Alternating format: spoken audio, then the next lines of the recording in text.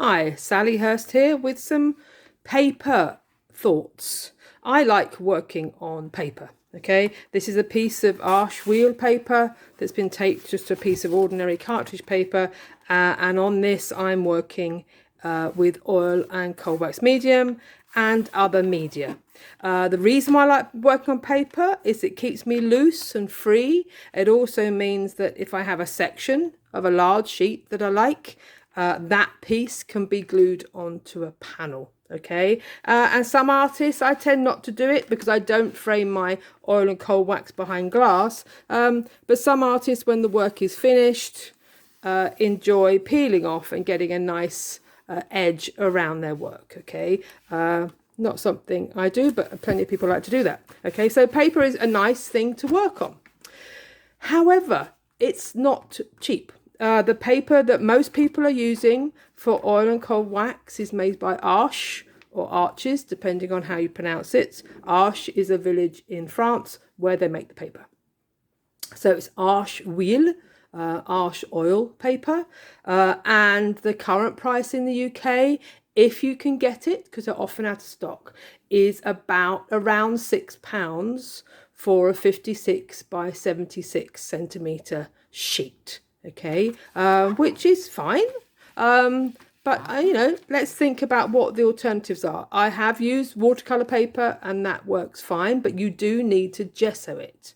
I have used paper that is designed for oil painting that has a surface size to it, or a surface treatment to it, I should say, a surface gesso, and that's fine, but you are aware that you're working on a surface, and it certainly doesn't do the tearing thing. You end up tearing the surface off. So the joy of the Arches is it's internally sized.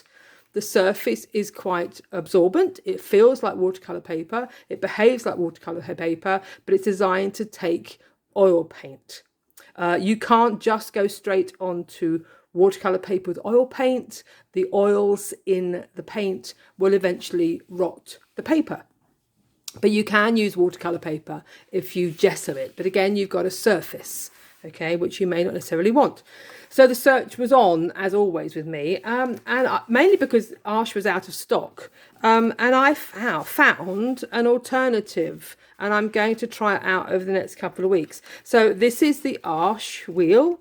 I think the current price on Jackson's is $5.50. It's 300 grams, okay?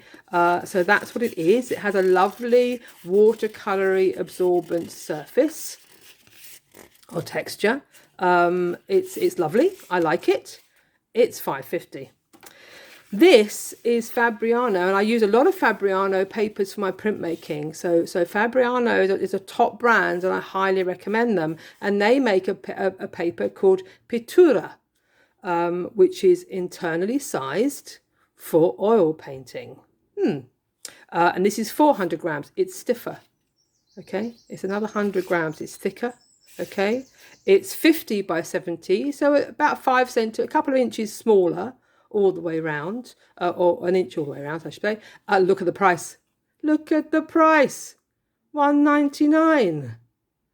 A third of the price. Okay, I can tell even from here that your pulses are racing. So here we go. I've stuck some down onto 2 pieces of paper. And the first thing I'm going to try, the first thing I'm going to look at actually, is to see how absorbent they are. Not with oil and cold wax. I'm just going to throw a little bit of watercolour on these, just so I can see the absorbency. Okay, so first off, just going to do this section here. First off, this is the Arches Huile. Just putting some water down to make it receptive. And I'm going to go in, okay. Let's see what that does. It feels nice and absorbent. It feels like a watercolor paper. Okay, it's not rejecting. It's soaking in. Yeah. Okay. So I'm going to do the same with the Fabriano Pittura. There we go.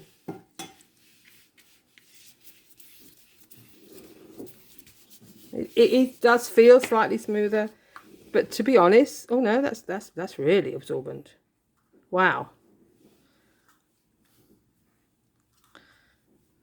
Yeah, that's really kind of flooded. I thought it wouldn't be because it's got a slightly smoother texture, but it is more absorbent than the Arche. I'm going to leave those two to dry and have a little look at them. And then over the next few weeks, I'm going to paint on this and see what it's like.